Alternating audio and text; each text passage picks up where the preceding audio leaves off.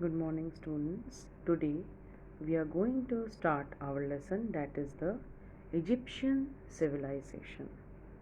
So, we are going to start the new lesson, and the topic related to is location and origin. Now, where this civilization was actually situated.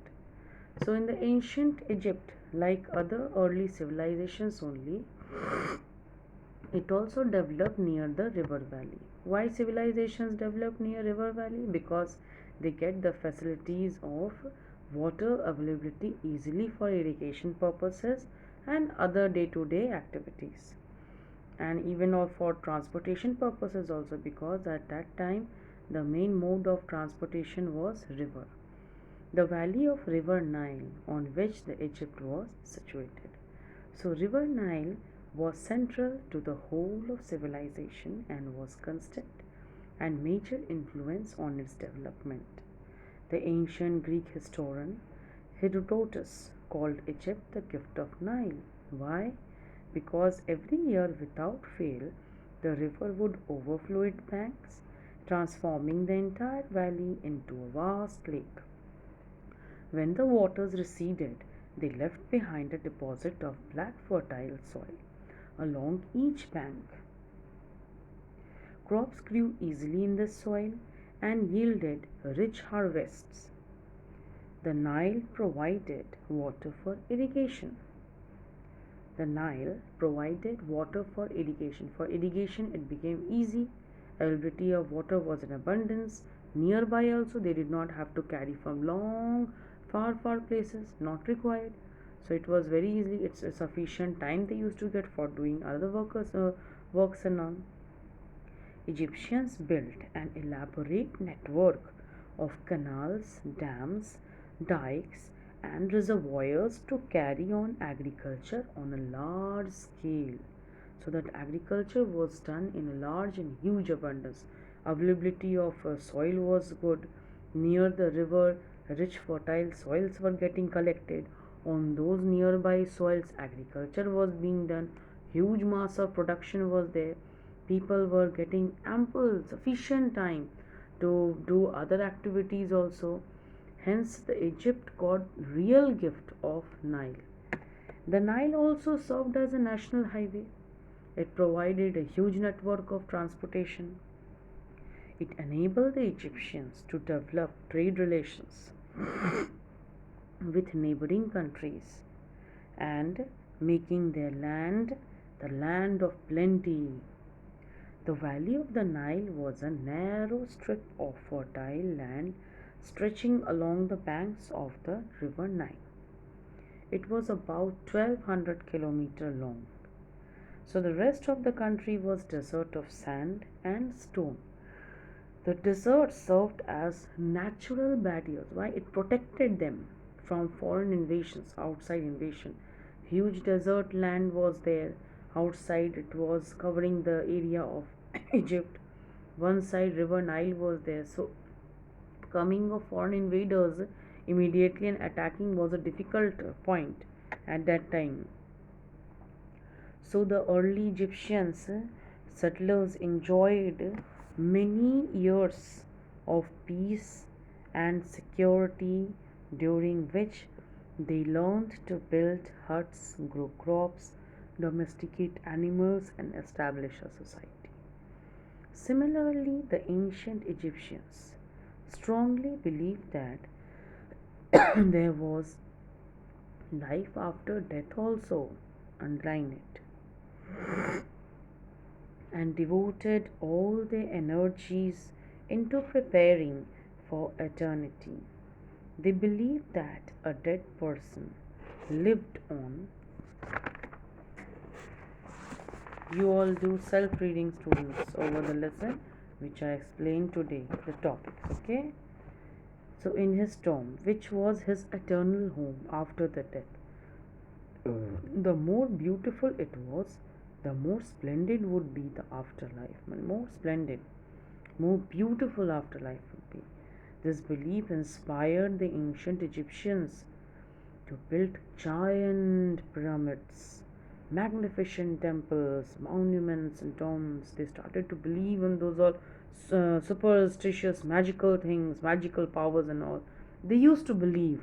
They had a belief that there is a supernatural power behind us, who is blessing us, who is looking after us.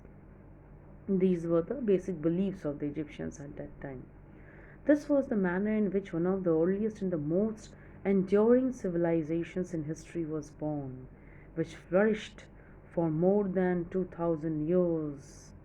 It continued 2000 years, and archaeological excavations, inscriptions, official documents which have been deciphered by the historians at that time, they have just nurtured and they have given the gift of glorious culture which has come to us, which we have inherited generation after generation.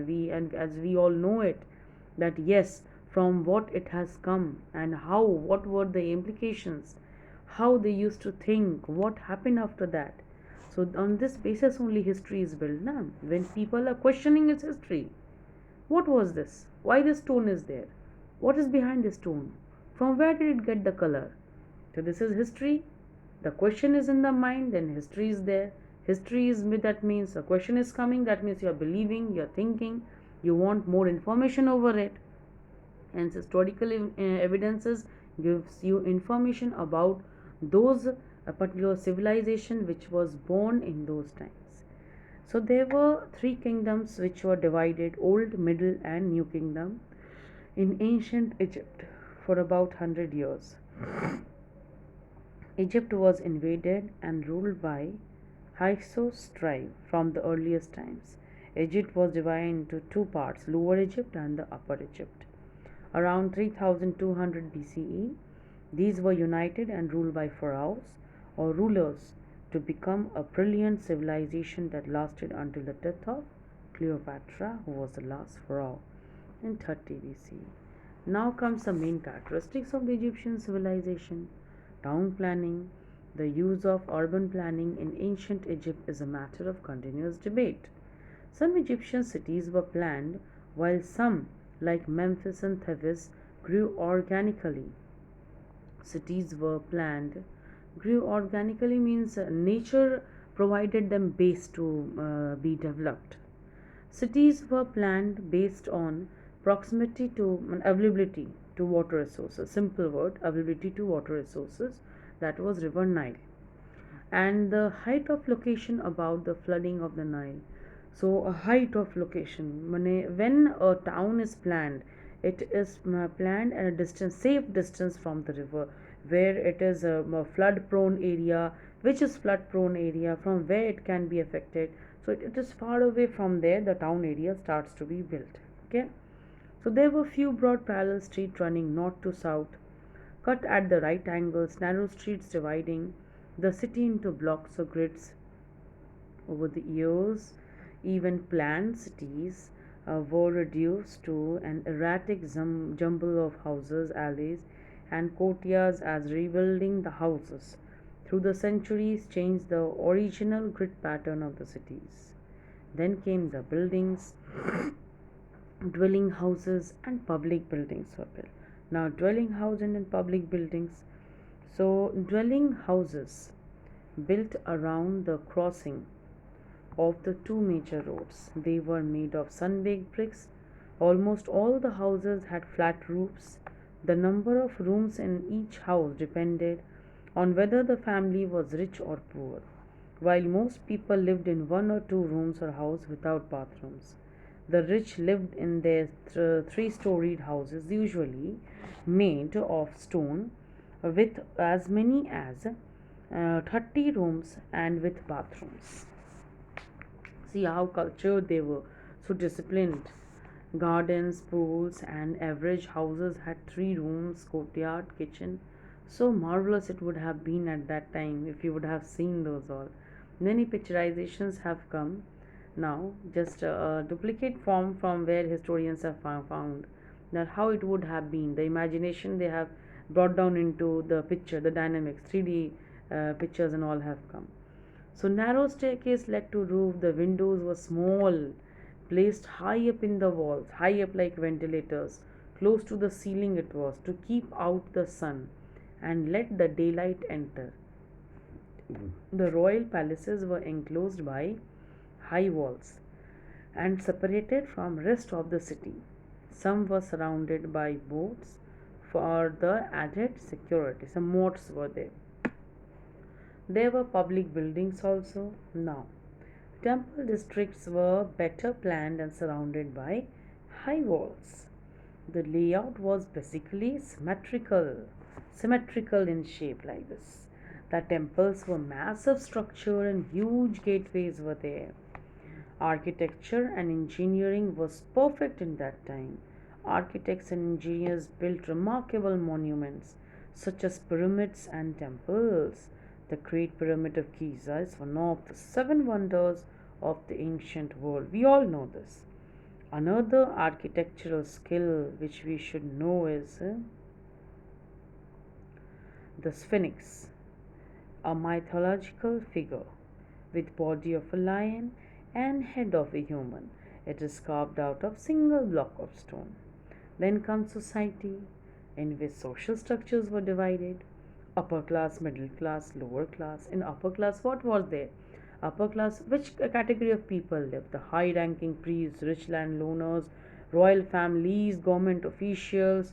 Middle class, craftspeople, manufacturers were there, merchants were there. Lower class consists of peasants, or you can tell slaves, prisoners of war who became slaves and all. Okay, family life. Family in ancient Egypt was close knit groups. The relationship between husband, wife, and children was usually close. The father was the head of the family. Women were treated with respect and their property rights were protected. They were more or less, the women were more or less treated equal with men. And children enjoyed carefree and happy life. Boys were sent to school and girls stayed at home to do household works and all and learn it also. There were wealthy, rich families who lived a life of luxury. They got huge services, also very good services. And family outings, recreations were done, including hunting, fishing, and swimming. These all they used to enjoy. Food, what type of food they eat? Bread made from wheat and beer from barley formed the staple diet of the people. They also ate vegetables, fruits, meat, and dairy products. Dress. The early Egyptians dressed very simply. Their dresses were made of white linen. White linen. Underline it. The men wore a lion cloth. Lion cloth. Lion is a type of material. At that time, from a plant, that material used to come out from which the cloth was made. Loin cloth. It was very soft material. And women wore long, tight fitting dresses with shoulder straps. Later, their dresses became more complex, means they used to beautify the dress, type of shoulder designs and all. They used to wrap and all the wearing. So the dresses became more and more designing and all. Tight fitting dresses with shoulder straps. Later, dresses became more complex.